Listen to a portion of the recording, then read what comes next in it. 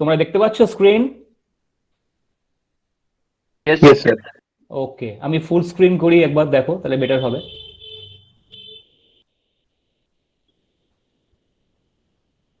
দেখা যাচ্ছে? Yes, sir.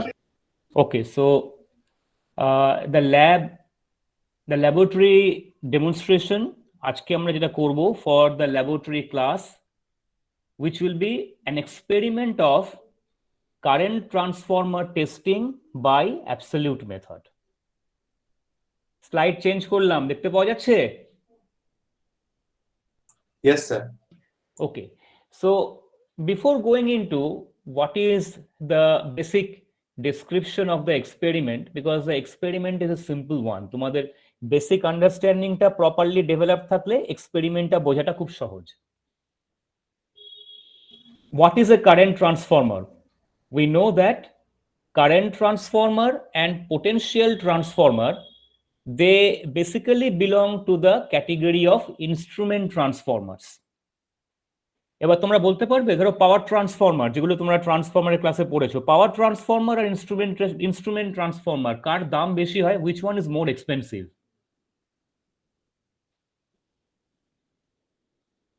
Anyone? Power transformer. না, the instrument transformers are usually, if I consider them to be of comparable rating, instrument transformers are more expensive because the precision or the accuracy of the performance that is desired from an instrument transformer is much higher than from a power transformer.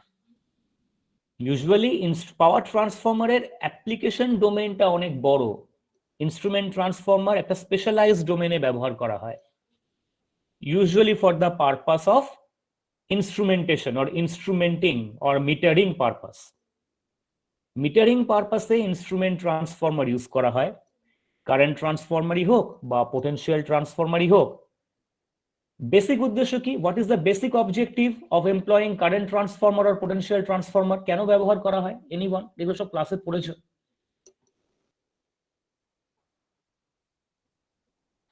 Anyone? Protective equipments use করার জন্য।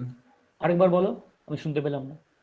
Sir voltage আর current measure করে তাকে protective equipments গুলো use করতে পারে। হ্যাঁ, মানে প্রোটেকশনটা একটা অ্যাসপেক্ট আর মেজারিংটা আরেকটা অ্যাসপেক্ট। অফকোর্স সিটিআর পিটিতে একটা হচ্ছে মেজারিং অ্যাসপেক্ট আর একটা প্রোটেকশন অ্যাসপেক্ট। প্রোটেকশন অ্যাসপেক্টটাও কিন্তু আসলে তুমি মেজার করে তারপর কখন প্রোটেক্ট করতে হবে সেটা ঠিক করছো, কাজে বেসিক্যালি কিন্তু মেজারমেন্টটাই আসল, যার বেসিসে হয়তো কখনো শুধু মেজারমেন্ট করব। কি হলো, আবার তো ঢুকলো নাকি? এক সেকেন্ড, ইজ ইট ওকে? ঠিক আছে তো? Yes, sir. Okay, fine.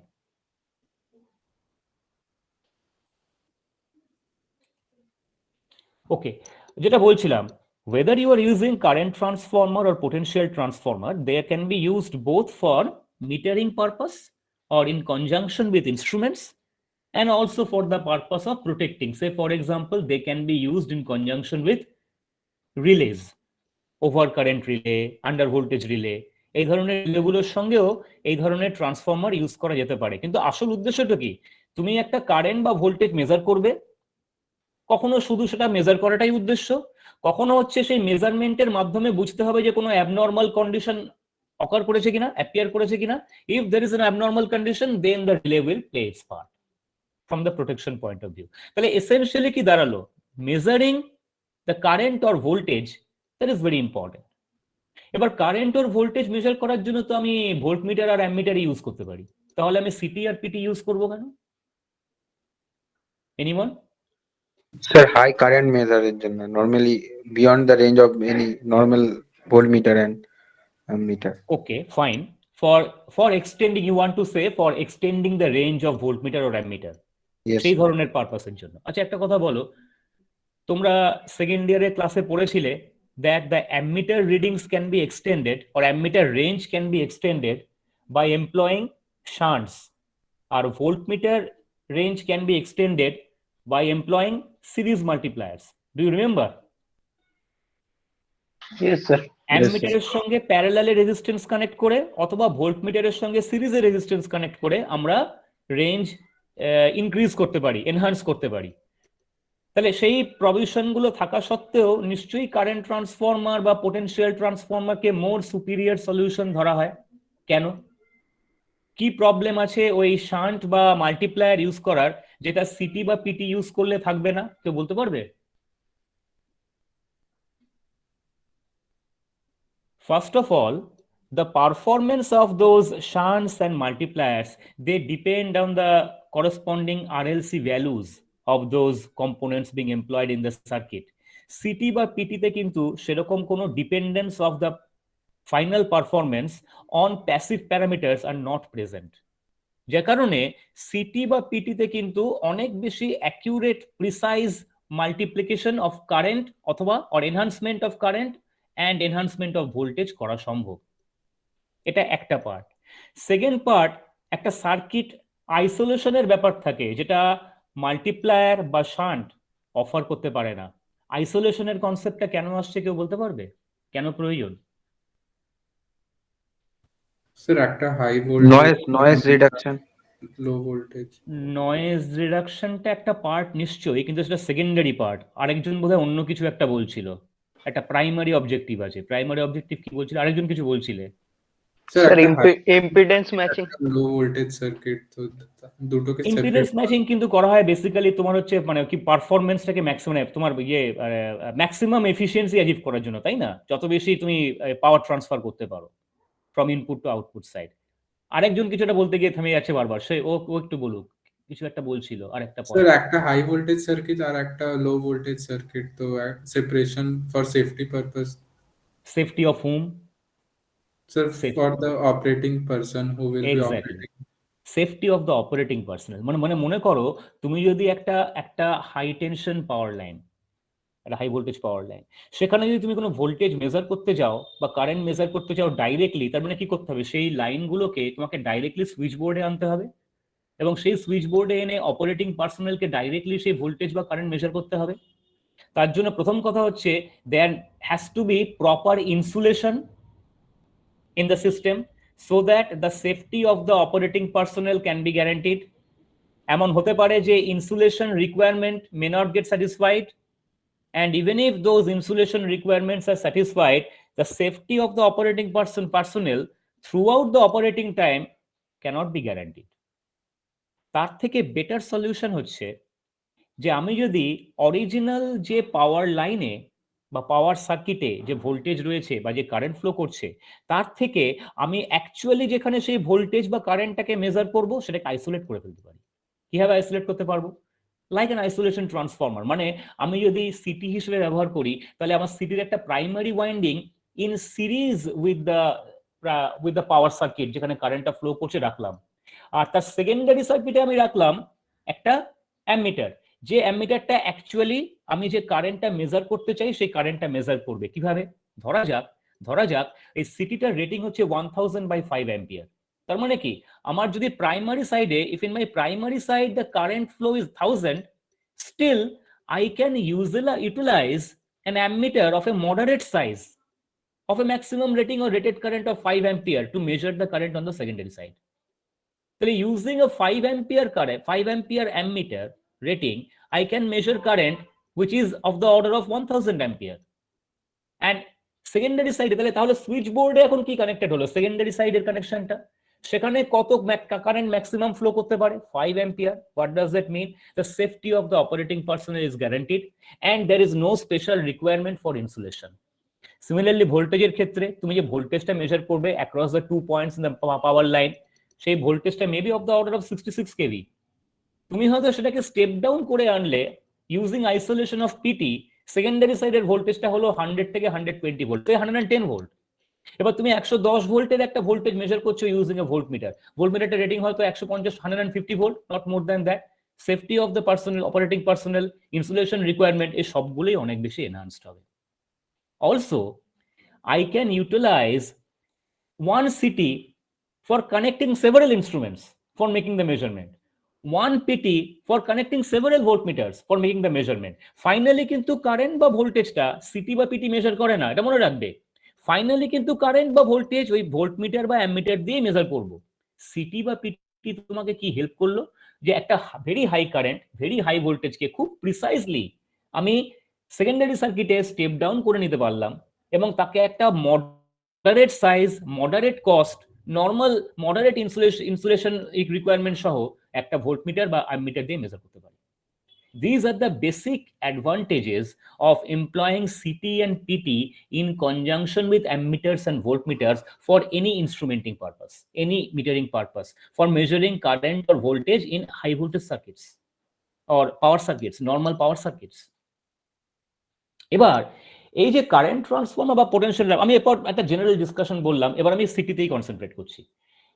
Now the point is, আমরা তো ক্লেম করছি যে সিটি খুবই প্রিসাইজ। এবার একটা সিটি তুমি ব্যবহার করে চলেছো, সেই সিটিটা ব্যবহার করতে করতে উইথ টাইম তার এজিং হবে, ওয়ারেন্টিয়ার হবে, হতে পারে। অথবা তুমি একটা নতুন সিটি তৈরি করেছো, ম্যানুফ্যাকচার করেছো, তোমাকে তো মেজার করে দেখতে হবে whether its performance is good or not in the initial stage, or whether its performance is still holding when you have utilized it for a long period of time. তার মানে সিটিটাকে test করে দেখতে হবে তার performance এখন originally যা required performance সেটা meet করছে কিনা। আর যদি একবার অরিজিনালি সেটা মিট করেও থাকে, আজকে 1 বছর পর বা 6 মাস পর এখনো সেই পারফরমেন্স এখনো সঠিক রয়েছে কিনা, তার জন্য there are different methods. Some methods are comparison based, like mutual inductance method, Arnold's method, Silsbee method, তোমরা নিশ্চয়ই নামগুলো শুনেছো। এগুলো কিছু একটা কম্প্যারিজন মেথড এমপ্লয় করে টেস্টিংটা করে, আর কিছু হয় অ্যাবসলিউট মেথড। এবার টেস্টিংটা কি করব, কি করে বুঝবো আমার পারফরমেন্সটা ঠিক আছে নাকি? তার জন্য প্রথমত দুটো কম্পোনেন্ট খুব ইম্পর্টেন্ট, দুটো পারফরমেন্স ইন্ডেক্স খুব ইম্পর্টেন্ট। একটা হচ্ছে রেশিও এরার, আর একটা হচ্ছে phase angle error. Phase angle এরারও বলতে পারো, ফেজ অ্যাঙ্গেলও বলতে পারো। ফেজ অ্যাঙ্গেল আর ফেজ অ্যাঙ্গেল এরার সমার্থক, same thing. What is ratio error? আমার যেটা হওয়া উচিত, সিটি যে precise primary current by secondary current, তার যে রেশিও 1000 বাই 5 অ্যাম্পিয়ার, বেসিক্যালি এটাকে বলা হয় নমিনাল রেশিও। তার মানে রেশিওটা হচ্ছে 200:1। আমি একটা এক্সাম্পল নিলাম। তার মানে আমার যদি ডিফারেন্ট লোডিং এবং ডিফারেন্ট বার্ডেন কন্ডিশনে প্রাইমারি কারেন্টটা 1000 অ্যাম্পিয়ার থেকে ভ্যারি করে যায়, তাহলে কিন্তু সেকেন্ডারি সাইডেও সেই 1000:5 রেশিওতেই আমার সেকেন্ডারি কারেন্টটা প্রিসাইজলি ভ্যারি করার কথা under different burden and loading condition. Different burden IP I এর ম্যাগনিটিউড হতে পারে যাদের ওই actual ratio IP by IS value under different burden and loading condition may not be equal to 1000/5. তার মানে nominal ratio, which is the rated condition ratio, which is the value that is mentioned in the nameplate of the city, সেই ভ্যালুটার থেকে actual কন্ডিশনে কতটা burden এবং loading condition change করার ফলে কতটা রেশিওটা চেঞ্জ হচ্ছে। Ratio error will essentially demarcate or will essentially indicate যে অ্যাকচুয়াল রেশিও আর নমিনাল রেশিওর মধ্যে কতটা ডিফারেন্স হচ্ছে। যত কম ডিফারেন্স হয় for different burden and loading condition, তত বেটার। আইডিয়ালি 0 হলে ভালো হয়, প্র্যাকটিক্যালি কখনোই 0 হবে না। কিন্তু আমাদের কি করতে হয়, ডিফারেন্ট লোডিং, ডিফারেন্ট বার্ডেন কন্ডিশনে এই রেশিও এরারটাকে প্লট করতে হয়, দেখতে হয় সেই ভ্যালুটা আমাদের রেশিওটা এর থেকে বেশি ডেভিয়েট করবে না, মানে এরারটা এর থেকে বেশি হবে না, মেবি 0.1%।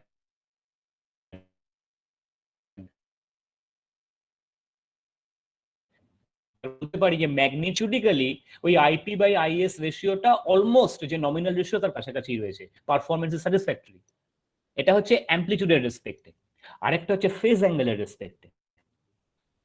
ফেজ অ্যাঙ্গেলের রেসপেক্টে কি হওয়ার কথা, তোমার সেকেন্ডারি সাইডে যে কারেন্টটা আছে সেটাকে রিভার্স করলে প্রাইমারি সাইডে যে কারেন্টটা আছে তার সঙ্গে এক্স্যাক্টলি ফেজে ম্যাচ করে যাওয়ার কথা আইডিয়াল সিচুয়েশনে। কিন্তু তার মানে কি, আইপি এবং আইএস আইডিয়ালি এদের মধ্যে 180 ডিগ্রি ফেজ শিফট থাকার কথা, এটা ট্রান্সফর্মার প্রিন্সিপাল থেকে আমরা জানি।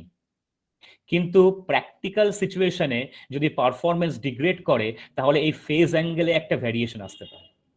সেই ফেজ অ্যাঙ্গেলেরও একটা অ্যাকসেপ্টেবল লিমিট থাকার কথা। বার্ডেন এবং লোডিং ভ্যারি করলে ওই ফেজ অ্যাঙ্গেলের যে variation, basically the angle between primary current and the reverse secondary current,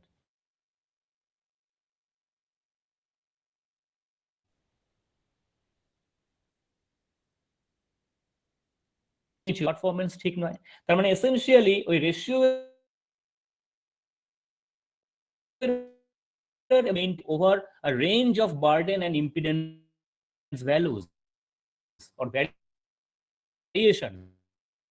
ধরে নেব যে city is performing or city can be passed in this testing, otherwise city has failed, কিছু performance আবার ভেতরে কিছু ম্যানুফ্যাকচারিং বা কিছু চেঞ্জেস করে আবার টেস্ট করে দেখতে হবে সে সিটি ব্যবহার করা যায় কিনা। এখনো পর্যন্ত যা বললাম ফিলোসফিটা বুঝতে পেরেছো? Anyone please respond. স্যার সেকেন্ডারিটা রিভার্স কেন করি ফেজ অ্যাঙ্গেলের জন্য? তার কারণ হচ্ছে বেসিক্যালি আমাদের ট্রান্সফরমারে কি থাকার কথা, প্রাইমারি কারেন্ট আর সেকেন্ডারি কারেন্টের মধ্যে একটা ফেজ শিফট থাকার কথা না আইডিয়ালি সিচুয়েশনে? হ্যাঁ স্যার। ট্রান্সফরমার প্রিন্সিপালে প্রাইমারি কারেন্ট, তুমি ইকুইভ্যালেন্ট সার্কিটটা দেখো, যে কোনো পাওয়ার ট্রান্সফরমার দেখো, প্রাইমারি কারেন্ট আর সেকেন্ডারি কারেন্টের মধ্যে আইডিয়াল কন্ডিশনে 180 ডিগ্রি ফেজ শিফট থাকার কথা। তাহলে কারেন্টটাকে যদি রিভার্স করি তাহলে ফেজটা কত হওয়ার কথা? 0 হওয়ার কথা, তাই না? Yes sir. বুঝতে পারলাম? বুঝতে পেরেছো ব্যাপারটা? আমি এক্ষুনি তোমার এই ইকুইভ্যালেন্ট সার্কিট এবং ফেজার ডায়াগ্রামটা দেখাবো, তাহলে দেখলে বুঝতে পারবে আরো বেটার ভাবে। Okay sir. ওকে, ঠিক আছে, তাহলে আমরা একটু এগোচ্ছি।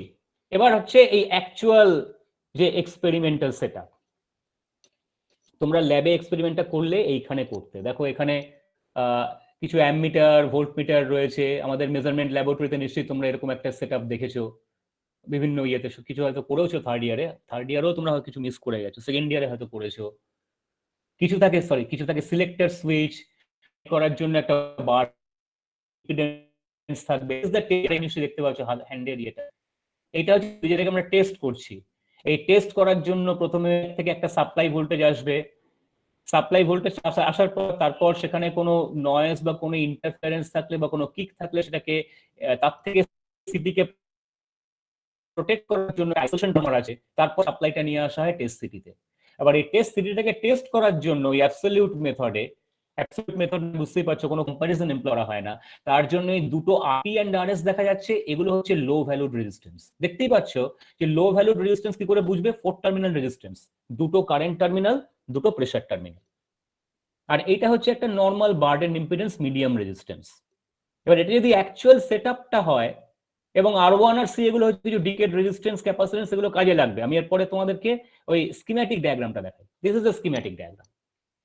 যেরকম বলছিলাম, একটা সিঙ্গেল ফেজে 230 ভোল্ট 50 হার্টজ সাপ্লাই এলো একটা এলটি ভেরিয়াকের আউটপুটটা ভ্যারি করিয়ে আমি একটা আইসোলেশন ট্রান্সফর্মার ধরে 1:1 তার ইনপুট ভোল্টেজটা চেঞ্জ করলাম।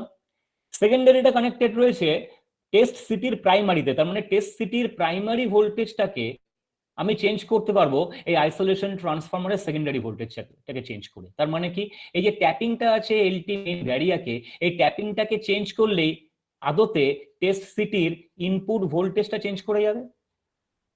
এর জন্য সেকেন্ডারিতে একটা সেকেন্ডারি ইনডিউস ভোল্টেজ হবে, সেই ভোল্টেজটাকে তুমি এই ভোল্টমিটার ভি দিয়ে মেজার করতে পারো ফাইনালি। এবং এখানে যে সেকেন্ডারি কারেন্ট ফ্লো করবে সেটাকে করাতে পারো একটা রেজিস্ট্যান্স আরএস, একটা অ্যামমিটার আর একটা বার্ডেন ইম্পিডেন্সের থ্রু দিয়ে। এবার এটা হচ্ছে অরিজিনাল বেসিক সিটিটার অ্যারেঞ্জ, মানে যে অ্যাবসলিউট মেথড এমপ্লয় করব তার জন্য আমাদেরকে একটা ওই 4 আর্ম ব্রিজের মতো কনফিগারেশন করা হয়েছে। 4 আর্ম ব্রিজের মতো কনফিগারেশনে দেখো দুটো রেজিস্ট্যান্স রয়েছে R1 R2, যেটা ওই আরপি এবং আরএস থেকে একটা প্যারালালে ভাবতে পারো কানেকশন গেছে। R1 থেকে একটা ক্যাপাসিট্যান্স সি গেছে, এই R1 এবং সিটাকে ভ্যারি করিয়ে আমরা ব্রিজটাকে ব্যালেন্স করার চেষ্টা করব ভাবতে পারো। ডিটেক্টর কানেক্টেড রয়েছে ওই আরপি এবং আরএস এর একটা শর্টিং পয়েন্ট রয়েছে গ্রাউন্ডেড, সেখানে ডিটেক্টর একটা পয়েন্ট কানেক্টেড, অন্য পয়েন্টটা কানেক্টেড রয়েছে এই R1 এবং R2 জাংশন পয়েন্টে। Now there is a selector switch. The selector switch can be connected to position 1 or it can be connected to position 2. যে কোনো পজিশনে রেখেই গোটা এক্সপেরিমেন্টটা করা যেতে পারে, ডিপেন্ডিং অন যে কোন পজিশনে রাখলে পারফরমেন্স বেটার আসছে। আমাদের এতদিনের এক্সপিরিয়েন্স থেকে আমরা দেখেছি পজিশন 1-এ রাখলে পারফরমেন্সটা ভালো আসে। তার জন্য দেখো ছবিতে সবসময় দেখবে এই জায়গাটা ডটেড দেখানো আছে for the connection to switch position 2। Switch position 1-এ একটা ফার্ম লাইন দিয়ে দেখানো আছে। আমি যে ডেরিভেশন বা অ্যানালিসিসটা এখন করব পজিশন 1-এ কানেক্টেড আছে ধরে নিয়ে। তার মানে ভাবতে পারো যেন একটা এমন একটা 4 আর্ম একটি ব্রিজ যার একটা আর্ম হচ্ছে R1 in parallel with C, আর একটা হচ্ছে R2, আর একটা হচ্ছে RP, আর একটা হচ্ছে RS। এই হচ্ছে চারটে arm. R1 in parallel with C one arm, R2 আরেকটা আর্ম, RP আরেকটা আর্ম, RS আরেকটা আর্ম। এর মধ্যে এই RP আর RS এই দুটো হচ্ছে ওই very low valued resistance. Very low valued resistance হওয়ার জন্য, of the low resistance value of the order of milliohm হওয়ার জন্য যেটা হবে, এই R1 and R2 quite high, kilo ohm অর্ডারের। The current, actual current flow through R1 and R2, এই কারেন্টটা কিন্তু অনেকটা কম হবে, significantly small current হবে compared to the current flow through RP and RS. So that whatever the current that is produced at the primary of the test city, for all practical purposes ধরতে পারি যেন RP এর মধ্যে দিয়ে সেই পুরো কারেন্টটা ফ্লো করে যাচ্ছে।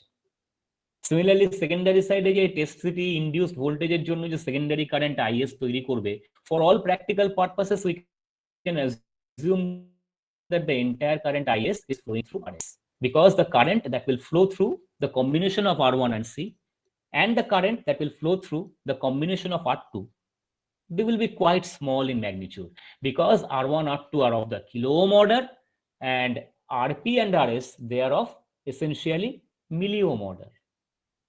এখনো আমি এক্সপেরিমেন্টে ঢুকিনি, এখনো আমি ওই অ্যানালিসিসটা করিনি। বেসিক অপারেটিং প্রিন্সিপালটা বুঝতে পারলে কিনা আমাকে বলো, কোনো প্রশ্ন থাকলে আমাকে জিজ্ঞেস করো।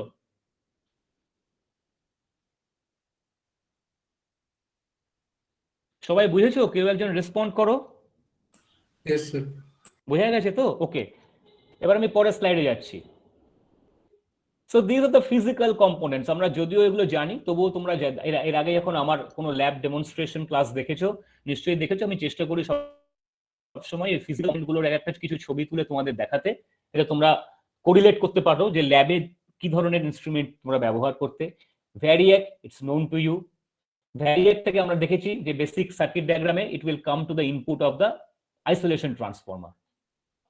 From there you can have a look at that isolation transformer rating, input কত, এই ইনপুটে আসবে হচ্ছে তোমার এই ভ্যারিয়াক থেকে, এবং তারপর ভ্যারিয়াক থেকে তোমার আউটপুট, এখানে আইসোলেশন ট্রান্সফর্মার থেকে আউটপুট বেরিয়ে চলে যাবে হচ্ছে সিটিতে। This is the variac, what can I say, this is a variac nameplate from where you are supposed to note down the ratings of the variac. You can দেখতেই পাচ্ছ ইনপুটে around 240 volts এবং আউটপুটও around 240 volts সেই provision রাখা আছে। ভ্যারিয়াকটা এমন 50 or 60 hertz AC দুটোতেই ব্যবহার করা যেতে পারে। আমাদের দেশে 50 হার্টজ, তাই আমরা 50 হার্টসে ব্যবহার করব। This is the city. বলো তো এই সিটির গায়ে লেখা আছে 5 অ্যাম্পিয়ার, 10 অ্যাম্পিয়ার, 20 VA, তাহলে সিটিটার রেটিং কত হবে বলো তো? ওই যে 1000/5 বলেছিলাম, এক্ষেত্রে এই সিটিটার রেটিং কত? টেস্ট সিটির আইডিয়াল রেটিং 10/5। 10/5। তার মানে আমাদের রেশিও এরার টেস্ট করতে গেলে কি দেখতে হবে? Different loading and different burden কন্ডিশনে যাতে ওই আইপি এবং আইএস, প্রাইমারি কারেন্ট আর সেকেন্ডারি কারেন্ট অফ সিটি, তার রেশিওটা যেন 2 এর, আইডিয়ালি 2 এর কাছে থাকার কথা, 2ই হওয়ার কথা, কিন্তু এমন হতে পারে যে 2 থেকে করলে কতটা ডেভিয়েট হচ্ছে, এটা বার করার ব্যাপার। Is it clear to everybody? বোঝা গেছে? Yes, sir. আচ্ছা, হোয়াট ইজ 20 VA? যে কোনো current The transformer KVA rating. KVA rating, KVA রেটিংটাকে বেসিক্যালি বলা হয় বেসিক্যালি বার্ডেন রেটিং, তাই না? ওই যে বার্ডেনটাকে সাপ্লাই করবে, সেটা কত কারেন্ট এবং কত ভোল্টেজে সাপ্লাই করতে পারো। KVA rating absolutely fine, KVA rating burden rating ব্যাপারটা এক। তার মানে রেটেড কন্ডিশনে তোমার যদি সেকেন্ডারি সাইডে রেটেড সেকেন্ডারি কারেন্ট হয় 5 অ্যাম্পিয়ার, তাহলে রেটেড সেকেন্ডারি ভোল্টেজ কত হওয়ার কথা? 4 volts. 4 ভোল্টস। তার মানে আমি যদি নর্মাল 100% রেটেড কন্ডিশনে সিস্টেমটাকে এমপ্লয় করি, তার মানে আমার 4 ভোল্ট সেকেন্ডারি ভোল্টেজ হওয়ার কথা আর 5 অ্যাম্পিয়ার কারেন্ট ফ্লো করার কথা। এটা হচ্ছে নর্মাল 100% রেট কন্ডিশনে। এবার যেটা হবে নর্মাল সিচুয়েশনে কি হবে, বার্ডেন এবং কারেন্ট এগুলোকে আমি যখন ভ্যারি করাবো, বার্ডেন ইম্পিডেন্স এবং কারেন্ট যেগুলোকে ভ্যারি করাবো, তখন এই কত পার্সেন্ট, মানে বার্ডেন 100% মানে হচ্ছে এই 20 VA আমার কেভিএ আউটপুট হওয়ার কথা। 100% বার্ডেন মানে হচ্ছে আমার 5 অ্যাম্পিয়ার কারেন্ট হওয়ার কথা, আমার 4 ভোল্ট ভোল্টেজ হওয়ার কথা, আমার 20 ভিএ টোটাল রেটেড ভিএ হওয়ার কথা। এবারে পার্সেন্টেজ অফ দ্য বার্ডেন যদি 100% থেকে চেঞ্জ করে যায়, তাহলে অ্যাকর্ডিংলি আমার ভি এর ভ্যালুটাও চেঞ্জ হয়ে যাওয়ার কথা। সেটা আমরা দেখবো, আর একটু এগুলো দেখলে বুঝতে পারবো। This is that switch. বলতো সেই সুইচটা কোথায় ছিল ছবিতে? কোনটা এই সুইচটা? এটা একটা ফিজিক্যাল সুইচ। এই সুইচটা কেন আছে? 1 আর 2 দেখে কিছু মনে পড়ছে? একটা সিলেক্টর সুইচ ছিল যেটা পজিশন 1 এ রাখলে ক্যাপাসিট্যান্সটা R1 এর অ্যাক্রসে প্যারালালে আসবে, আর একটা সুইচ পজিশন ছিল 2। এটা বললাম যে প্র্যাকটিক্যালি করা হয় না, আমরা দেখেছি সুইচ পজিশন 1 এ রাখলেই পারফরম্যান্স ভালো আসে। মানে আমি ব্রিজটাকে ওই ক্যাপাসিট্যান্সটাকে R1 এর প্যারালালে রেখেও ব্যালেন্স করতে পারি, ক্যাপাসিট্যান্সটাকে R2 এর প্যারালালে রেখেও ব্যালেন্স করতে পারি। But for all practical purposes we shall concentrate on assuming that the switch is connected in position 1. That means the capacitance C, if you go back to the figure, look at this figure, the selector switch. The selector switch is connected almost permanently for this experiment to position 1, although the flexibility is there for connecting to position 2. Okay. And this resistor, this is basically the burden. এটা হচ্ছে যে burden impedance. মানে আমি আবার যদি এই ছবিতে ফিরে আসি, তাহলে এই যে বার্ডেন ইম্পিডেন্স যেটা ভ্যারি করা যায়, ওটা হচ্ছে ওই রিওস্ট্যাট।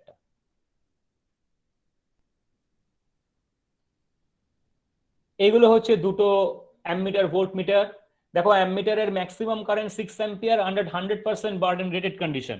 এবার এখানে 6 অ্যাম্পিয়ার কেন নেওয়া হয়েছে? কারণ এক্সপেরিমেন্টের জন্য 120% অফ বার্ডেন পর্যন্ত আমরা টেস্ট করি। মোমেন্টারিলি কখনো কখনো 100%-এর থেকেও রেটিংটা একটু বেশি হতে পারে। সিস্টেম যেন সেই মানে একটা মিনিমাম আবার 20% পর্যন্ত ঠিক আছে, সেই পর্যন্ত যেন রিডিংটা বা সিস্টেমটা যেন অ্যাবজর্ব করতে পারে, সেই প্রভিশন রাখা দরকার। তার মানে কারেন্টের ক্ষেত্রে 120% করা মানে হচ্ছে রেটেড কারেন্ট 5, তার 120% মানে আপ টু 6 অ্যাম্পিয়ার পর্যন্ত মেজার করা উচিত। আর ভোল্টেজের ক্ষেত্রে রেটেড ভোল্টেজ 4 ভোল্ট, তার 120% মানে হচ্ছে 4.8 ভোল্ট পর্যন্ত মেজার করতে পারা উচিত।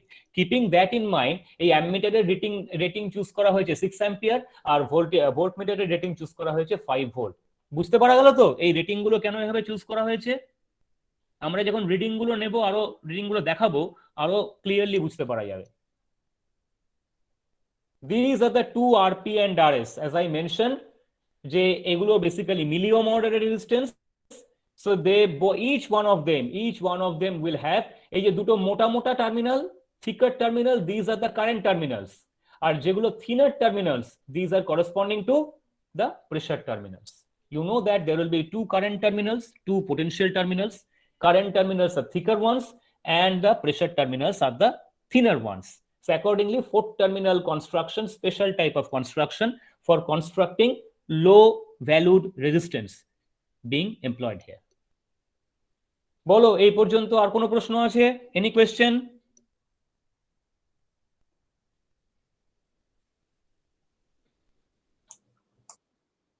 ঠিক আছে, someone please respond. Is it okay? Yes, sir. Yes, Okay. sir. Yes, sir. ওকে। তোমরা রেসপন্ড না করলে আমি কনফিউজড হয়ে যাবো যে তোমরা শুনতে পাচ্ছ কিনা, তার জন্য যে রেসপন্ড করবে। ওকে, দিস আর R1 and C, decade resistance box, decade capacitance box, তোমরা প্রচুর ব্যবহার করেছো, এটা নিয়ে আলাদা করে বলার কিছু নেই। So now let me come to the phasor diagram of a CT. Someone please explain it to me. কি কি দেখানো আছে? Let me start with phi. What is phi? So flux of the core, Core flux. What is IM? magnetizing current. Magnetizing current is always in phase with flux. Correct? Yes, sir. What is IE? core loss component current Core loss component of of sir R No load current. no load no load current, exciting current. কোথাও no load current বলা হয়, কোথাও exciting current বলা হয়, same thing. তাহলে no load current বা exciting কারেন্টটা কোনটা এই ছবিতে? sir I0 I not I0 নয়, IO। এটা I0 বলে না, IO। তাহলে IO কারেন্টটার দুটো পোর্শন রয়েছে, IM আর IE, ছবিতে দেখানো আছে। ওকে, এবার দেখো এইখানে আইপি যে কারেন্টটা দেখানো হয়েছে, আইপি কারেন্টটা কি? প্রাইমারি সাইডের কারেন্ট, তাই না? প্রাইমারি ওয়াইন্ডিং এর যে current IP. Okay, What about ES? What about ES? IP prime টাই পরে আসছি। What about ES? Secondary voltage. secondary side secondary সাইডে বলো, হ্যাঁ বলো। induced voltage. Secondary Secondary side side induced voltage, তাই তো? And that will always, and that is because of the flux phi, and it lacks flux phi by 90 degree, তাই না? Am I Yes, correct? sir. Yes. Yes. So the secondary voltage ES lacks the core flux phi by angle 90 degree. এবার ES যদি secondary voltage হয়, secondary সাইডে current যদি IS flow করে, তাহলে বলতে পারি সেকেন্ডারি সাইডের টোটাল রেজিস্ট্যান্স যদি হয় RS, সেকেন্ডারি সাইডের টার্মিনাল ভোল্টেজ যদি হয় VS, তাহলে ওই দেখো তোমার VS হচ্ছে এই সেকেন্ডারি সাইডের টার্মিনাল ভোল্টেজ, তার সঙ্গে IS হচ্ছে IS এর সঙ্গে প্যারালাল, আর ইন্ডাকটিভ ড্রপটা হচ্ছে perpendicular to the direction of ISRS। এই তিনটে ভেক্টর সামেশন করলে ES পাবো তো নাকি? ঠিক আছে? Yes, sir. Yes, sir. তার মানে তোমার ওই সেকেন্ডারি সাইডের টার্মিনাল ভোল্টেজ VS থেকে IS will lag by certain amount of phase angle, correct? ছবিতে দেখানো আছে। Yes, sir. What is delta here? Can you tell me what is delta here? Delta is the Secondary angle burden between angle. the secondary induced voltage. হ্যাঁ বলো, আরে বলো, Secondary burden angle. কিছু বললে তুমি। Burden angle, right. তার মানে সেটা হচ্ছে IS সেকেন্ডারি সাইডের কারেন্ট, সেস কে যে অ্যাঙ্গেল হচ্ছে ডেল্টা, তুমি যেটা অ্যাঙ্গেল বললে। তাহলে এবার দেখো IP প্রাইম এর সঙ্গে IS এর কোনো রিলেশন আছে বলতে পারবে? Sir, we turns ratio is related.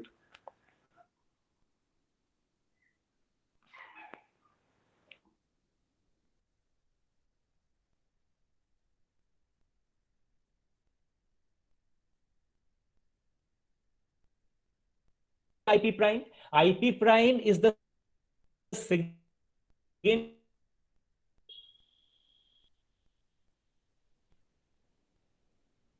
IS কারেন্টটা রেফারেন্স সাইড কত, ওইটা দিয়ে মাল্টিপ্লাইড n ইনটু IS, এবং এটা হচ্ছে রিভার্স করে দেখানো হয়েছে। তাই IP প্রাইমটা হচ্ছে ওই IS এর সঙ্গে 180 ডিগ্রি ফেজ শিফট করে আঁকা হলো। এবার তার মানে এই যে IP prime R IO, IP prime is what? Basically the secondary equivalent circuit is secondary side এর current reflection in the primary side, তার সঙ্গে ওই নো লোড কারেন্ট IO টা যোগ করলে I will get the final current IP. Do you get my point?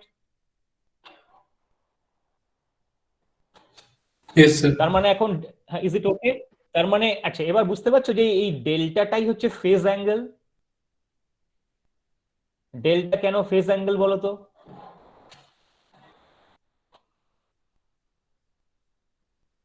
Delta phase angle না theta phase angle? Delta তো burden angle, sorry, থিটাটা হচ্ছে phase angle, তাই না? Theta Yes, sir. অ্যাঙ্গেল কেউ বলতে পারবে? থিটা কেন, সরি থিটাটা হচ্ছে ফেজ অ্যাঙ্গেল, থিটা কেন ফেজ অ্যাঙ্গেল বলতে পারবে?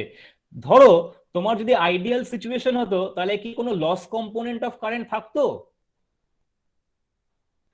No, sir. Loss component of current না থাকলে এই থিটা অ্যাঙ্গেলটা কি হতো বলতো? IP আর IP প্রাইম একই দিকে হতো না? Yes, sir. তার মানে তখন কি এই অ্যাঙ্গেল থিটাটা ইকুয়াল টু 0 হতো না? Yes, sir. তার মানে এই লস কম্পোনেন্টটা এসে গেল বলেই কিন্তু এই অ্যাঙ্গেল থিটার ডেভিয়েশনটা তৈরি হলো between IP and IP prime. বোঝা গেছে ব্যাপারটা? Yes, sir. এবার তাহলে আমি অ্যানালিসিসটা শুরু করি। অ্যানালিসিসটা খুব একদম 4R মেসি ব্রিজ যেভাবে অ্যানালাইজ করে, তো আমি পরপর বলে দিচ্ছি। দেখো এবার ব্রিজটায় কনসেন্ট্রেট করো। প্রথমে বললাম IX in vector form multiplied by R1 in parallel with 1 by j omega c। তাহলে IX ভেক্টর ফর্মের ব্যাপারটা কি? ওই R1 এবং C ওপরের এই ব্রিজটায় দেখো, এই R1 এবং C এর যে প্যারালাল কম্বিনেশন, এই প্যারালাল সেটা কথা এইখান দিয়ে কারেন্টটা ফ্লো করছে, এই R1 এবং C এর প্যারালাল কম্বিনেশনটা থ্রু দিয়ে। ধরলাম সেই কারেন্টটা হচ্ছে IX, বা মানে IX বার মানে IX ভেক্টর। তাহলে IX vector into R1 in parallel with C is IX vector into R1 in parallel with 1 by j omega c is equal to IP vector into RP। তার কারণটা কি? এখানে IP current flow করছে RP through দিয়ে, IP into RP vector ফর্মের যে voltage সেটাই হচ্ছে ix into r1 in parallel with c, কারণ ডিটেক্টরের অ্যাক্রস এ ভোল্টেজ ডিফারেন্স 0। ডিটেক্টর যখন নাল দেখাবে ব্যালেন্স কন্ডিশনে, তার মানে এই যে ix কারেন্টটা r1 এবং c এর মধ্যে দিয়ে ফ্লো করলো, সেই ix কারেন্টটাই কিন্তু r2 থ্রু দিয়েও ফ্লো করবে। এবং তখন তার মানে এই R2 এর অ্যাক্রসে যে voltage drop, that is Ix into R2, Ix in vector form into R2, that will be same as এই RS এর অ্যাক্রসে যে voltage drop, what is that? Is in vector form into RS। এই দুটো basic equation বুঝতে পেরেছো? দুটো ব্রিজের দুটো আর্মের দুদিক থেকে দুটো চারটে ভোল্টেজকে সেম করা হলো, যে VAB is equal to VCD আর VBC is equal to VAD, ওইটা করা হলো। ক্লিয়ার তো ব্যাপারটা? Yes, sir. Yes, sir. এবার দেখো, হ্যাঁ এবার দেখো সাপ্লাই, এবার দেখো তোমার ওই ইনডিউসড ভোল্টেজ যে ইএস, আমি এটাকে রেফারেন্স ধরলাম, মানে ফাইটা কিন্তু রেফারেন্স এভাবে আঁকা হলো, তুমি এই ইএস ভেক্টরটাকে রেফারেন্স ধরো। তাহলে ইএস ভেক্টরটা হচ্ছে ম্যাগনিটিউড অফ ইএস অ্যাঙ্গেল 0। তাহলে আইএস কি হবে? আইএস এই ইএস কে ডেল্টা অ্যাঙ্গেলে ল্যাগ করছে, তাহলে আইএস ভেক্টরটা হচ্ছে আইএস অ্যাঙ্গেল মাইনাস ডেল্টা। তাহলে প্রাইমারি কারেন্ট আইপি, তার ফেজ অ্যাঙ্গেল কত হবে? প্রথম কথা হচ্ছে ইএস থেকে 180 ডিগ্রি মনে করো ফেজ শিফট হলো, সেই 180 ডিগ্রি ফেজ শিফট থেকে ডেল্টা বিয়োগ করলে এবং থিটা বিয়োগ করলে, তাহলে আমরা পেয়ে যাব this entire angle of IP with respect to ES. তাহলে আইপি vectorially will be equal to IP angle of 180 minus delta minus theta. 180 is the total angle, this total angle minus delta minus theta. তার মানে এই অ্যাঙ্গেলটা হচ্ছে IP making with ES. So now if you come to the next slide, দেখো প্রথমে ওই IX into ওই R1 in parallel with J1 by J omega C, ওটাকে তুমি যদি প্যারালাল কম্বিনেশনটাকে রিডিউস করে নাও, that will be R1 by 1 plus J omega C R1. That was shown to be, ওই আগের ফার্স্ট ইকুয়েশনটাকে আমি এক্সপ্যান্ড করছি, প্রথম ইকুয়েশনটাকে এক্সপ্যান্ড করছি। ইকুয়েশনটাকে এক্সপ্যান্ড করলে ওই IX into R1 by 1 plus J omega C R1 equal to IP into RP ভেক্টোরিয়াল ফর্মে। তাহলে IX into R1 করলে এই নিচের যে 1 plus J omega C R1 এই IP RP এর সঙ্গে মাল্টিপ্লাইড হয়ে গেল। মাল্টিপ্লাইড হয়ে যাওয়ার পর এই IX in vectorial form into R1, তাহলে এখানে এই দেখো IP ভেক্টর ফর্মে আছে, অলরেডি আমি আগের স্লাইডে দেখিয়েছি IP ভেক্টর ফর্মে হচ্ছে IP angle 180 minus del minus theta. তাহলে ফিরে এসো, এই IP ভেক্টর ফর্মে জায়গায় লিখতে পারো IP angle 180 minus del minus theta, আর RP into 1 plus j omega C আর1, এই যে সেকেন্ড পার্টটা, এটাকেও তুমি যদি পোলার ফর্মে এক্সপ্রেস করো, তাহলে অ্যাম্পলিটিউডটা হবে RP into root over 1 plus omega C আর1 স্কোয়ার, আর অ্যাঙ্গেলটা হবে ট্যান ইনভার্স ওমেগা সি আর1। এই পর্যন্ত ঠিক আছে তো? Simple derivation. প্রসিড করছি, ঠিক আছে? কেউ একজন Yes, রেসপন্ড sir. করো। এবার দেখো, এই যে বলেছিলাম যে R1 আর R2 এগুলো কিলো ওহম অর্ডারে হয়, তাহলে এবং ক্যাপাসিটরটা হচ্ছে টিপিক্যালি মাইক্রোফ্যারাড অর্ডারে। তাহলে R1 যদি কিলো ওহম অর্ডারে হয় আর C যদি মাইক্রোফ্যারাড অর্ডারে হয়, then you can understand C into R1 is basically 10 to the power 3 multiplied by some 10 to the power minus 6. What is that? Of the order of 10 to the power minus 3. এবং omega C R1 square করলে কি হবে? তাহলে further ওটা আবার এই 10 to the power minus 3টা square হয়ে 10 to the power একটা minus 6 এর টার্ম তৈরি করবে। So for all practical purposes, this omega c R1 square is much less than 1. তাহলে এই RP into root over 1 plus omega c R1 square এর এই সেকেন্ড টার্মটাকে তুমি নেগলেক্ট করো, essentially it will become RP into root over 1 plus omega c R1 square for all practical purposes will be equal to RP. ওই omega C R1 square টার্মটাকে neglect করার জন্য। তাহলে এবার আমরা যদি আগের ইকুয়েশনটায় ফিরে আসি, IX vector into this R1, this will be given by IP into RP, এই গোটা ব্যাপারটার ম্যাগনিটিউড এখন RP হয়ে গেছে, IP into RP, আর অ্যাঙ্গেলটা কি হবে? 180 minus delta minus theta plus tan inverse omega C R1। এটা হচ্ছে ইকুয়েশন নাম্বার এ, একটা কিছু ইকুয়েশন পেলাম। আর সেকেন্ড ইকুয়েশনটা দেখো, আর একটা ইকুয়েশন ছিল আমাদের ওই সেকেন্ডারি সাইডের এই পার্টের থেকে আমি ব্রিজের ইকুয়েশন পেয়েছিলাম, IX vector into R2 is equal two IS vector into RS।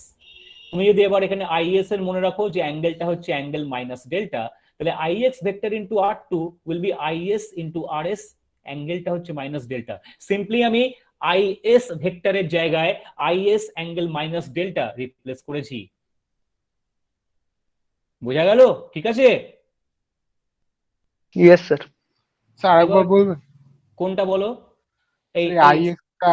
হ্যাঁ ইয়েস স্যার, সেকেন্ডটা, এইটা হ্যাঁ এটা ইয়েস এটা স্যার, এটা এখানে আগের ইকুয়েশনটা দেখো, এটা দেখতে পাচ্ছ ix vector into r2 is equal two is vector into rs, দেখতে পাচ্ছ এটা? ইয়েস স্যার, এবার দেখো এই is ভেক্টরটা তো আমি এখানে যে i সেকেন্ডারি কারেন্ট, এটা ix নয় কিন্তু is, এই যে is ভেক্টর, এই যে হ্যান্ড সাইনটা দেখতে পাচ্ছ তো, এই যে is ভেক্টর, ইয়েস হ্যাঁ স্যার, এখানে দেখো is ভেক্টরটা কিভাবে দেখানো আছে, is অ্যাঙ্গেল মাইনাস ডেল্টা। কেন? কারণ হচ্ছে es টাকে আমি রেফারেন্স ধরেছি, তাহলে is হচ্ছে ম্যাগনিটিউড অফ is আর অ্যাঙ্গেল হচ্ছে মাইনাস ডেল্টা, তাই না? Yes sir, yes yes yes. হ্যাঁ, তাহলে এবার তুমি ফিরে এসো, তাহলে এবার বি ইকুয়েশনটা ডাইরেক্টলি ওটা পুট করলে পেয়ে যাচ্ছ। Is it okay up to this point? Yes sir, এবার আমি যদি, আচ্ছা এবার মনে করো তো তুমি যদি if you divide equation A by equation B, কি হবে বলো তো? ইকুয়েশন এ কে ইকুয়েশন বি দিয়ে ডিভাইড করলে কি হবে? ইকুয়েশন এর লেফট হ্যান্ড সাইডে কি আছে, ix r1, আর ইকুয়েশন বি লেফট হ্যান্ড সাইডে কি আছে, ix r2, ডিভাইড করলে কি হবে, r1 by r2, agreed? Yes sir, secondary সাইডে কি আছে, মানে সরি মানে সেকেন্ড সাইডে রাইট হ্যান্ড সাইডে কি আছে, ওটাতে আইপি আরপি ম্যাগনিটিউডটা বলছি, আর এখানে আছে আইএসআরএস, ভাগ করলে কি হবে, আইপি আইপি কেটে যাবে, আরপি বাই আরএস, আর অ্যাঙ্গেলটা হবে ওই ওপরে যে 180 minus delta minus theta plus tan inverse omega C R 1, আর নিচে অ্যাঙ্গেল মাইনাস ডেল্টাটা কি হবে, ওপরে গেলে প্লাস ডেল্টা হয়ে যাবে না অ্যাঙ্গেলের রেসপেক্টে? Yes, sir. তাহলে আমি এই লাস্টের ইকুয়েশনটা বা ইকুয়েশনটা বললাম, ওই ডিভাইড করার পরে পরের স্লাইডে চলে গেছি, দেখো ইকুয়েশন নাম্বার সিটা দেখো, r1 বাই r2 ওই IP by IS into RP by RS into অ্যাঙ্গেলটা হচ্ছে 180 minus delta minus theta plus tan inverse omega C R 1 plus delta, তার মানে ডেল্টা ডেল্টা কেটে গেল, পরে রইল 180 minus theta plus tan inverse omega C R 1। এবার দুদিক থেকে যদি অ্যাম্পলিটিউড আর ফেজ দুটোকে সেম করো, দুটোকে সেপারেটলি যেভাবে আমরা করি ব্রিজে, তাই না, separately equating real parts and imaginary parts from both side, বলি না? তাহলে এক্ষেত্রে আমরা অ্যাম্পলিটিউড পার্টটাকে সেপারেটলি ইকুয়েট করতে পারি, অ্যাঙ্গেল পার্টটাকে সেপারেটলি ইকুয়েট করতে পারি। অ্যাঙ্গেল পার্ট সেপারেটলি ম্যাগনিটিউড পার্টটা কি হবে, r1 by r2 will be equal to ip rp by is rs, is it okay? Yes. এবার দেখো এই যে আরপি আর আরএস তুমি তোমার ডিজাইন অনুযায়ী ঠিক করবে, আমাদের এই ডিজাইনে আমরা আরপি আর আরএস কে সেম ধরেছি, যদি আরপি আর আরএস কে সেম ধরি তাহলে দেখতে পাচ্ছ যে r1 by r2 is equal to IP by IS, তার কারণ হচ্ছে আরপি আর আরএস কেটে গেছে। এটার বিউটি কি হলো বলতো, অ্যাকচুয়াল সিটির রেশিও যে কোনো বার্ডেন যে কোনো ইম্পিডেন্স কন্ডিশনে কি হবে, actual primary current divided by actual secondary current, এটা কি বেরোলো বলতো, equal to r1 by r2। সুবিধাটা হচ্ছে তুমি যখনই এই সিটির কোনো কারেন্ট বা বার্ডেন চেঞ্জ করবে, সঙ্গে সঙ্গে ব্রিজটা will be thrown out of balance. এবার তুমি r1 এবং c অ্যাডজাস্ট করছো, করতে করতে একটা সময় ব্যালেন্স কন্ডিশনে আসবে। আমাদের এই এন্টায়ার ডেরিভেশনটা কিন্তু ব্যালেন্স কন্ডিশন, যখন ডিটেক্টর ক্যারিজ জিরো কারেন্ট, তার জন্য কিন্তু পুরোটা করলাম আমরা। তার মানে যখন আমরা ব্যালেন্স কন্ডিশনে আসবো, আমরা এখানে r2টাকে কনস্ট্যান্ট ধরেছি, r2 কে চেঞ্জ করিনি, r1 এবং c ভ্যারি করিয়েছি। তার মানে ব্যালেন্স কন্ডিশনে r1 এর যে ভ্যালুটা হবে, সেই r1 এর ভ্যালুটাকে এই r2 এর ভ্যালু দিয়ে ডিভাইড করলে আমি directly IP by IS actual primary current আর অ্যাকচুয়াল সেকেন্ডারি কারেন্টের রেশিওটা পেয়ে যাবো, বুঝতে পারলে? তুমি ফাইনালি ব্রিজের দুটো রেজিস্ট্যান্সের রেশিও হিসেবে যে কোনো বার্ডেন এবং যে কোনো কারেন্ট এবং বার্ডেন ইম্পিডেন্সের কন্ডিশনের জন্য সিটিটার অ্যাকচুয়াল রেশিও ওই অ্যাবসলিউট মেথড দিয়ে ব্যবহার করে বার করতে পারো। আমি কি বোঝাতে পারলাম ব্যাপারটা, কি বলতে চাইছি? Yes sir. মানে সোজা কথা, টেস্টিং করার সময় যে কোনো বার্ডেন কন্ডিশনে যে কোনো কারেন্ট কন্ডিশনে সিটিটার অ্যাকচুয়াল রেশিওটা আমাকে জানতে হবে, না হলে আমি রেশিও এরর ক্যালকুলেট করবো কিভাবে? নমিনাল রেশিও আমার নেম প্লেটে দেওয়া আছে 10/5, অ্যাকচুয়াল রেশিও কি করে বার করব? আমার অ্যাকচুয়ালি আইপি আর আইএস মেজার করার কথা, অ্যাকচুয়াল আইপি আর আইএস। এবার তুমি একটা প্র্যাকটিক্যাল সিচুয়েশনে ভাবো, প্র্যাকটিক্যাল সিচুয়েশন আইপিটা খুব হাই, আরো হাই হওয়ার কথা। 10 এমপির মধ্যে ছোট কারেন্ট হবে না, আমরা এখানে ল্যাবরেটরি স্কেলে করছি বলে কমিয়ে নিয়েছি যাতে কারোর কোনো প্রবলেম না হয়। তাহলে প্র্যাকটিক্যাল কন্ডিশনে তোমাকে আইপি বাই আইএস রেশিওটা তুমি বার করতে চলেছো, কিন্তু আলটিমেটলি তুমি কিন্তু কোনো কারেন্ট মেজার করছো না। সিম্পলি তুমি ব্রিজটাকে ব্যালেন্স করতে পারলে ওই R1 এবং R2 রেশিও থেকে ইনডাইরেক্টলি তুমি প্রত্যেকবার আরপি আইপি এবং আইএস এর actual ratio of the CT, IP by IS, you can calculate. This is the beauty of the absolute method. Every time I can obtain the actual ratio of the city without measuring IP and IS actually. If I want, I need not measure IP and IS at all. Indirectly, from the values of R1 and R2, I can get it. আচ্ছা, যদি RP আর RS same নাও হয় তাহলেও কোনো problem আছে? তোমরা বলো তো।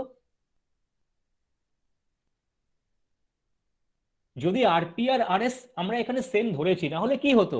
RP আর আরএস এর যদি ভ্যালুগুলো জানা থাকে তাহলেও তো R1 by R2 into RS by RP, তার মধ্যে RP RS R2 তিনটেই জানা আছে, শুধুমাত্র R1 ভ্যারি করবো প্রত্যেকবার ব্রিজ ব্যালেন্স অ্যাচিভ করার জন্য। If I know all the 3 other quantities, তাহলেও তো আমি প্রত্যেকবার আইপি বাই আইএস বের করে ফেলতে পারবো। এখানে অঙ্কটা আরো সহজ করে দেওয়া গেছে, যেহেতু আমরা ডিজাইনটাকে আরো এমন ভাবে করেছি সুবিধা করার জন্য, যাতে আরপি আর আরএস কে সমান ধরে নিয়েছি, তার জন্য কোনো মাল্টিপ্লাইং ফ্যাক্টর সেপারেটলি নেই কেতে, আরো সহজ হয়ে গেছে। এটা কি বুঝতে পারলে তোমরা ব্যাপারটা? যদি আরপি আর এস সেম নাও হতো তাহলেও কিন্তু কোনো প্রবলেম হতো না, সিম্পলি আরেকটা আরপি বাই আরএস বা আরএস বাই আরপি এর একটা ফ্যাক্টরকে মাল্টিপ্লাই করতে হতো। That is the only thing. আচ্ছা, এটা তো হলো ম্যাগনিটিউডের ব্যাপার। What about the phase? এই যে ওপরের ইকুয়েশনটা, এখান থেকে বলো তো ফেজ কি করে বার করব? এই থিটাটা তো হচ্ছে আমার এই ফেজ অ্যাঙ্গেল এরার, তাই না? আমি তো অ্যাকচুয়াল রেশিওটা বার করে ফেলেছি, মানে রেশিও এরার বার করতে পারবো। সিমিলারলি এই গোটা ব্যাপারটা থেকে কিন্তু এই ফেজ অ্যাঙ্গেল এরারও বের করতে পারবো। আমি এখান থেকে থিটা বের করতে পারবো। কি করে বের করতে পারবো? এনিবডি? স্যার বাঁ দিকের ফেজটা 0। অ্যাবসলিউটলি। কারণ বাদিকের ফেজটা কেন 0? কারণ R1 বাই R2 দুটো রেজিস্ট্যান্সের রেশিও। কোয়ান্টিটি। তার মানে তোমার হচ্ছে 0 equal to 180 minus theta plus tan inverse omega C R1। Is it okay? Yes. তার মানে 180 minus theta plus tan inverse omega C R1 equal to 0। এখান থেকে তুমি এটাকে একটু রিঅ্যারেঞ্জ করে নাও।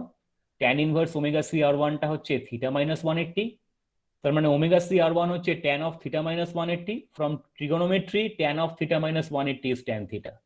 তাহলে এসেনশিয়ালি কি দাঁড়ালো? থিটা যেটা phase angle, or phase angle, যেটাই ফেজ অ্যাঙ্গেল সেটাই phase angle of the CT. আচ্ছা, এই কথাটা বলো তো, ফেজ অ্যাঙ্গেল অফ সিটি আর phase angle error of CT আমি একই নাম বলছি কেন বলো তো? কারণটা হচ্ছে যদি ওই এরারটা না থাকতো তাহলে অ্যাঙ্গেলটা কত হতো? 0. হ্যাঁ, তার মানে যে ফেজ অ্যাঙ্গেল, মানে যে অ্যাঙ্গেলটা পাবো থিটা, সেটাই কিন্তু নন জিরো ভ্যালু, সেটাই এরার, তাই না?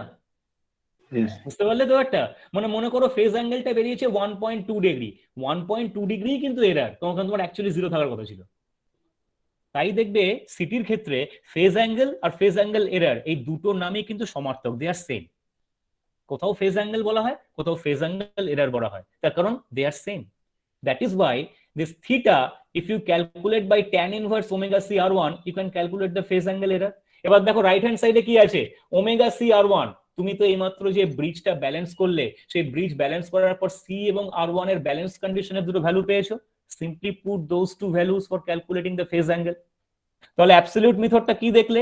যে R1 এর ব্যালেন্স করা ভ্যালুটা ইউজ করে ওই রেশিও এরার ক্যালকুলেট করতে পারা যায়, আর R1 এবং সি এর এই দুটোর ব্যালেন্স কন্ডিশনের ভ্যালুগুলো ব্যবহার করে আমি ফেজ অ্যাঙ্গেলটা বের করতে পারি। সবার কাছে ক্লিয়ার? Any question? কোনো প্রশ্ন করার থাকলে আমাকে বলো। Can I proceed? Yes, sir. Yes, sir. ওকে ওকে। তাহলে এবার দেখো, এই পুরো ব্যাপারটা বুঝে ফেলার পর আসল এক্সপেরিমেন্টটা একদমই সহজ। প্রথমে তো তোমরা স্টেপ 1-এ যেরকম করো, সার্কিট ডায়াগ্রাম আঁকবে, লিস্ট অফ অ্যাপারেটাস লিখবে, এটা করার কথা। তারপরে প্রথমে তো সার্কিট কানেকশনটা স্টেপ 2-তে তৈরি করলে, তৈরি করে আমরা জানি we have to choose R1 and R2 in such a fashion that they are much larger than RP and RS, so that we can for all practical purposes, whatever be the current flowing through R1 and R2, they can be assumed to be negligible compared to the currents IP and IS. IP and IS টাই আমাদের কাছে the primary currents of concern which we want to measure.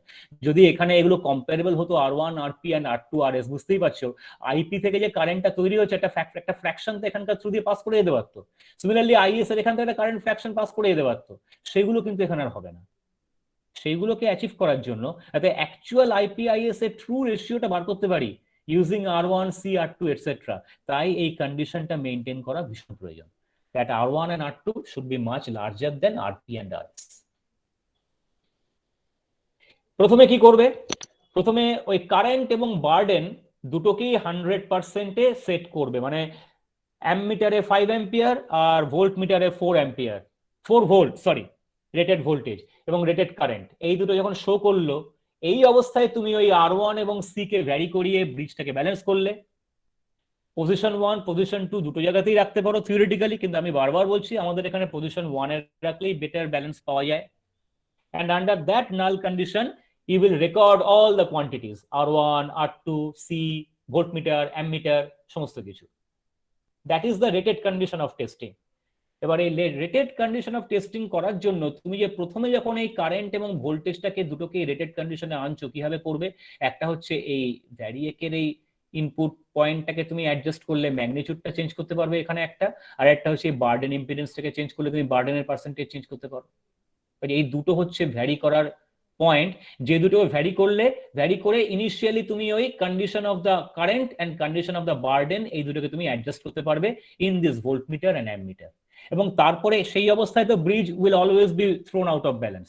তারপরে প্রত্যেকবার এই R1 এবং C কে adjust করে ব্যালেন্সটা ফেরাতে হবে। তাহলে প্রত্যেকটা রিডিং এর শুরুতে তুমি ধরতে পারো যে এই ভ্যারিয়েকের এই পয়েন্টটা, এই বার্ডেন ইম্পিডেন্স, এগুলোকে অ্যাডজাস্ট করা হবে।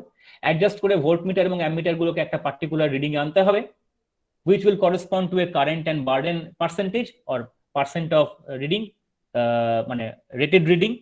সেই অবস্থায় প্রত্যেকবারই bridge will be thrown out of balance, তখন এই R1 এবং C কে অ্যাডজাস্ট করে তোমাকে ওই ব্রিজটাকে ব্যালেন্সে আনতে হবে।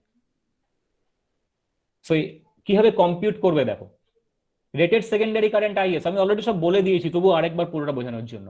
Rated secondary current IS, rated secondary voltage VS। Actual ratio কি? আমরা এইমাত্র কিছুক্ষণ আগে দেখলাম, আমরা বার করলাম, এইমাত্র আমরা বের করেছি অ্যাকচুয়াল সিটি রেশিও R1/R2।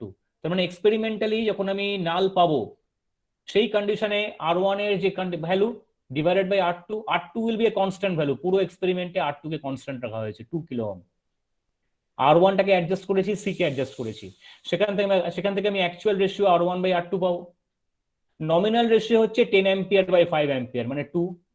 সেখানে একটা রেশিও কারেকশন ফ্যাক্টর বার করা যায়, তুমি ওটা একবারও করতে পারো।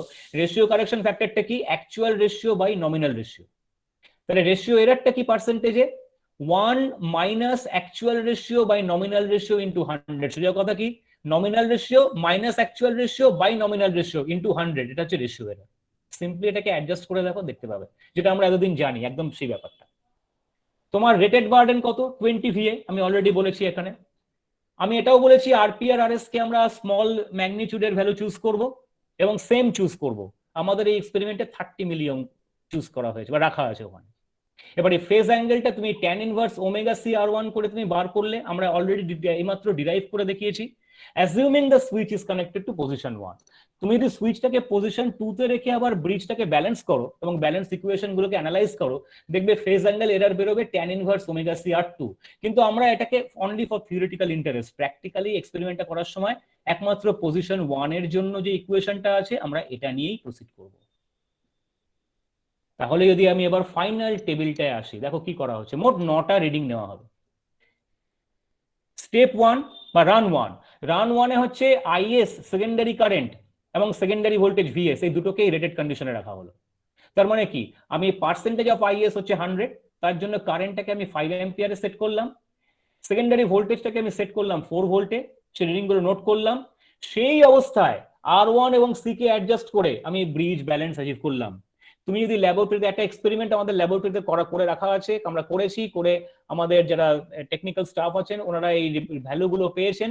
তোমরা ধরে নাও তোমরা ল্যাবে থাকলে যদি এক্সপেরিমেন্টটা করতে, তাহলে এই মুহূর্তে রেজিস্ট্যান্সের এই ভ্যালুটা এলো আর C তে এই ভ্যালুটা এলো। রেজিস্ট্যান্স বেরোলো 4.01 কিলো ওহম, আর R1 আর C হচ্ছে 0.028 মাইক্রোফ্যারাড। নিশ্চয়ই মনে আছে R1 আর R2 দুটোই কিন্তু very high resistance of the kilo ohm order. R2 এর ম্যাগনিটিউড আমরা 2 কিলো ওহম ধরেছি। সেকেন্ড রানটা হচ্ছে দুটো এরপরে রান আছে, সেকেন্ড রান আর থার্ড রান। সেকেন্ড রানে কি করব, আমরা আইএস বা সেকেন্ডারি কারেন্টটাকে ভ্যারি করব from 120% of the rated burden to 120%, 80%, 60% and 40% of the rated burden. এই অবস্থায় তোমার 120% অফ আইএসটাকে মেইনটেইন করার জন্য, তার মানে কারেন্টটাকে মেইনটেইন করতে হবে 120% of 5 ampere. What is that? ওই 6 অ্যাম্পিয়ার আনতে হবে। ওই 6 অ্যাম্পিয়ার এনে তার করসপন্ডিং যে ভিএসএ ভ্যালুটা ওনারা নোট করেছেন, দেখো 4.9। সিমিলারলি 80% অফ 5, যখন ওনারা সেকেন্ডারি কারেন্টকে 80% অফ 5 অ্যাম্পিয়ার, 100% কারেন্টের 80% যখন ওনারা সেট করেছেন বাই ভ্যারিং দ্যাট ভ্যারিয়েক অথবা ওই বার্ডেন ইম্পিডেন্স, এখানে ভ্যারিয়েকটাকে চেঞ্জ করবে, কারণ কিপিং জেডএস কনস্ট্যান্ট বলা আছে। দেখো varying IS and keeping ZS constant, তার মানে কি এই রানটাতে এই বার্ডেন ইম্পিডেন্স জেডএসটাকে কনস্ট্যান্ট রেখে তুমি একমাত্র ভ্যারিয়েকের এই পয়েন্টটাকে চেঞ্জ করছো। করলে একবার 80%, একবার 60%, একবার 40% অফ দা 5 অ্যাম্পিয়ার কারেন্ট, তার মানে 6, 4, 3, 2 এগুলো অ্যাচিভ করলে, সেই অবস্থায় যদি আমি পার্সেন্ট অফ দা ভিএস বা রাদার ভিএস এর ভোল্টেজটাকে মেজার করি, সেই মেজারমেন্ট করলে এই ভ্যালুগুলো আসবে। তোমরা সেই পার্সেন্টেজটা কত দাঁড়াচ্ছে এখানেও তোমরা সেটাকে ক্যালকুলেট করতে পারো। আইডিয়ালি এখানে 4.8 আসার কথা ছিল, যেহেতু এটা 120%, ZS remaining constant. Exactly practical সিচুয়েশনে এক্স্যাক্টলি 120% আসবে না, বুঝতেই পারছো। সেখানে এখানে একটু বেশি এসছে, যেমন এখানে আসার কথা ছিল 80% অফ 4 মানে 3.2, তার থেকে একটু বেশি এসছে, লাইক দ্যাট। এই অবস্থায় প্রত্যেকবার সেপারেটলি ব্রিজ ব্যালেন্স করলাম, তাহলে R1 এবং সির ভ্যালুগুলো পেয়ে গেলাম। রান 2 হয়ে গেল। রান 3 তে কি করব, আগের বার জেডএস কনস্ট্যান্ট রেখেছিলাম, আইএস ভ্যারি করেছিলাম, এবার জেডএস ভ্যারি করব আর আইএস কে কনস্ট্যান্ট রাখবো। তার মানে আমি এই জেডএস টাকে কনস্ট্যান্ট রাখবো আর আইএস টাকে ভ্যারি করব। সরি, জেডএস টাকে ভুল বললাম, জেডএস টাকে ভ্যারি করব আর আইএস টাকে রেটেড ভ্যালুতে কনস্ট্যান্ট রাখলাম।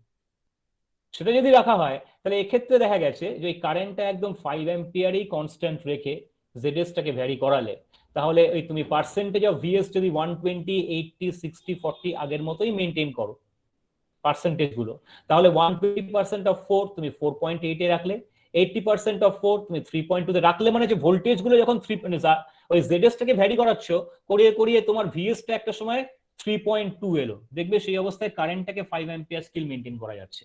এক্ষেত্রে করতে পারা গেছে, কারেন্টের ক্ষেত্রে এক্স্যাক্টলি রান 3 তে একদম এক্স্যাক্টলি মেনটেন করা সম্ভব হয়েছে। রান 2 তে কিন্তু এক্স্যাক্টলি এই ভ্যালুগুলো মেনটেন করা, অনেক এক্সপেরিমেন্ট করেও দেখা গেছে একটু ভ্যারি করে যায়, তাই এই ভ্যালুগুলো আর লেখা হয়নি।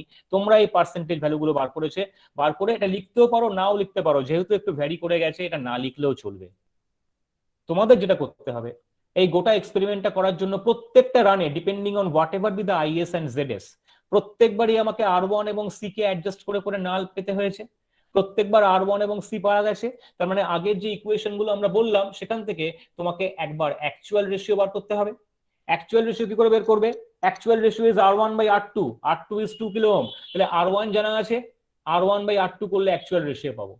রেশিও কারেকশন ফ্যাক্টর নিশ্চয়ই মনে আছে, রেশিও কারেকশন ফ্যাক্টর যখন আমরা ক্যালকুলেট করেছি actual ratio by nominal ratio, actual ratio পাওয়া হয়ে গেছে R1/R2 ফর্মে, তাহলে actual ratio by nominal ratio হচ্ছে 2, করলে আমি এখানে রেশিও কারেকশন ফ্যাক্টর পাবো, সেখান থেকে পার্সেন্টেজ রেশিও এরর ক্যালকুলেট করতে পারবো। আর ফেজ অ্যাঙ্গেলটা কি?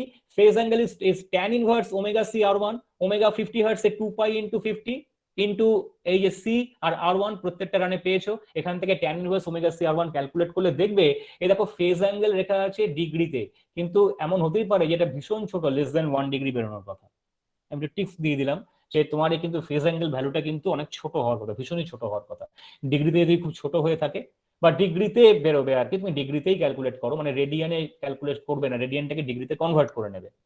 রেডিয়ানে আসলে অনেক বড় হতো, ডিগ্রিতে অনেক ছোটতে আসবে, সেই ভ্যালুটা এখানে দেখবে ফেজ অ্যাঙ্গেলে আসবে, অ্যাকর্ডিংলি এখানেও আসবে। সেই ক্যালকুলেশন গুলো হচ্ছে তোমাদের অ্যাসাইনমেন্টের পার্ট, তোমরা যে রিপোর্ট জমা দেবে এই টেবিলটা কমপ্লিট করবে, আর এই টেবিলটা কমপ্লিট করার পর তার সঙ্গে ওই ফেজ অ্যাঙ্গেল ভার্সেস এই 9টা পার্সেন্টেজ বা 9টা কন্ডিশন, সেপারেট যে কন্ডিশন গুলো আছে ফেজ অ্যাঙ্গেলের এইটার জন্য একটা পার্টিকুলার পয়েন্ট হবে, একটা কার্ভ আঁকবে ফেজ অ্যাঙ্গেল ভার্সেস এই রান টুর কন্ডিশনে ভার্সেস আইএস, আরেকটা বা আইএস এর পার্সেন্টেজ, আরেকটা আঁকবে ফেজ অ্যাঙ্গেল ভার্সেস ভোল্টেজের পার্সেন্টেজ এইখানে, আরেকটা আঁকবে কি ratio error versus percent of IS, আরেকটা আঁকবে ratio error versus percent of VS. মোট 4টে কার্ভ হবে। That completes the discussion about this experiment. এবার বলো তোমরা বুঝতে পারলে কিনা, কোনো প্রশ্ন থাকলে জিজ্ঞেস করো। রিপোর্টে কি লিখবে সেটা কি তৈরি করতে হবে বুঝতে পারলে কিনা বলো। রিপোর্ট সাবমিট করার টাইম হচ্ছে নেক্সট, আজকে হচ্ছে তোমার 2 তারিখ, সেকেন্ড হচ্ছে তোমার ওয়েডনেসডে। তোমাকে আমি 7 দিন মানে নেক্সট ওয়েডনেসডে মিডনাইটের মধ্যে তোমাদের সবাইকে রিপোর্ট সাবমিট করতে হবে। রিপোর্ট সাবমিট না করলে কিন্তু আমি তোমাদেরকে মার্কস দিতে পারবো না। নিশ্চয়ই তোমরা জানো যে শুধু অ্যাটেন্ড করাটাই এনাফ নয়, অ্যাটেন্ড করবে, রিপোর্ট সাবমিট করবে, দুটো মিলে হলে তাহলে মার্কস দেওয়া যাবে। Any question? কেউ একজন রেসপন্ড করো। Sir any question? কিছু বললে? কি বললে শুনতে পেলাম না। No question sir. ওকে, বুঝতে পারা গেছে তো? সিম্পল, এক্সপেরিমেন্টটা খুব সিম্পল, নাথিং কমপ্লিকেটেড। তার মানে একটা হচ্ছে টেবিল, তোমার রিপোর্ট হচ্ছে এই টেবিলটা তোমরা কম্পিউট করে কমপ্লিট করবে, আর 4টে গ্রাফ তোমরা মানে গ্রাফ পেপারই আঁকতে হবে এরকম কোনো ব্যাপার নেই। তুমি তো হাতে আমাকে করে এখানে পাঠাবে, গ্রাফ পেপারে করতে পারলে করো, না করতে পারলে নিজেরাই হাতে একটা গ্রিড তৈরি করে অন্ততপক্ষে মোটামুটি ভাবে একটা প্লট করে দেখাবে, তুমি বুঝতে পারি ব্যাপারটা, বুঝতে পেরেছো তোমরা কি করে করতে হয়। Could I make myself understood? Yes, sir. তার মানে একটা হচ্ছে যে দুটো ক্ষেত্রে রেশিও এরর আর দুটো ক্ষেত্রের ফেজ অ্যাঙ্গেল, এই দুটো 4টে কার্ভ হবে। ওই রান 1 এর জন্য তো একটা পার্টিকুলার পয়েন্ট, আর সেকেন্ড রানটার জন্য দুটো কার্ভ রেশিও এরর ফেজ অ্যাঙ্গেলের, আর থার্ড রানটার জন্য দুটো কার্ভ রেশিও এরর আর ফেজ অ্যাঙ্গেলের। তোমরা চাইলে ফেজ অ্যাঙ্গেলের প্লটটা একটা কার্ভেই দুটো প্লট দিয়ে দিতে পারো, অসুবিধা নেই। আবার রেশিও এররটাকেও তোমরা একটা কার্ভেই দুটো প্লট দিয়ে দিতে পারো। এবং এই আলটিমেটলি ইন্ডিভিজুয়াল ভ্যালুর প্লট গুলোর থেকেও মোর ইম্পর্টেন্ট হচ্ছে ওই ম্যাক্সিমাম টলারেবল রেশিও এরর কত, ম্যাক্সিমাম টলারেবল ফেজ অ্যাঙ্গেল কত। যদি তার মধ্যে থাকে দুটো ক্ষেত্রেই, মানে হচ্ছে the CT performance is still satisfactory, we can go on using that CT, otherwise it needs some rectification before brought back to actual utilization in real practice. তাহলে আমি কি স্টপ শেয়ারিং করতে পারি, না কোনো প্রশ্ন আছে বলো?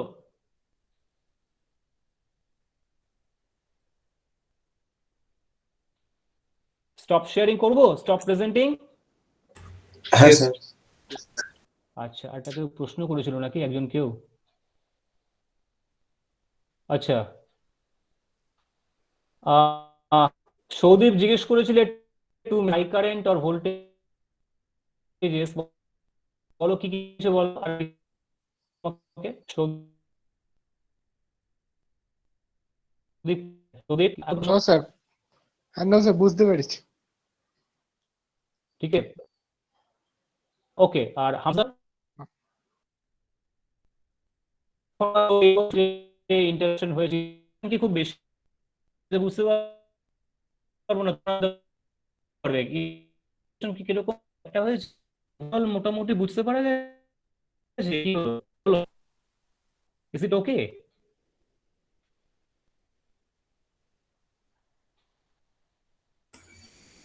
Yes, কেউ sir. একজন কিছু বলো, মানে Yes, sir. Yes, sir. Yes, মানে sir. Yes, sir. খুব একটা sir, ইন্টারাকশন yes. হয়েছে কি ভিডিওতে, মানে ইজ ইট ওকে? মানে খুব সেটা তো কিছু না। ওকে, সো দাঁড়াও আমি আরেকবার রোল কল করব। অঙ্কিত, Present, sir. কৌশিক,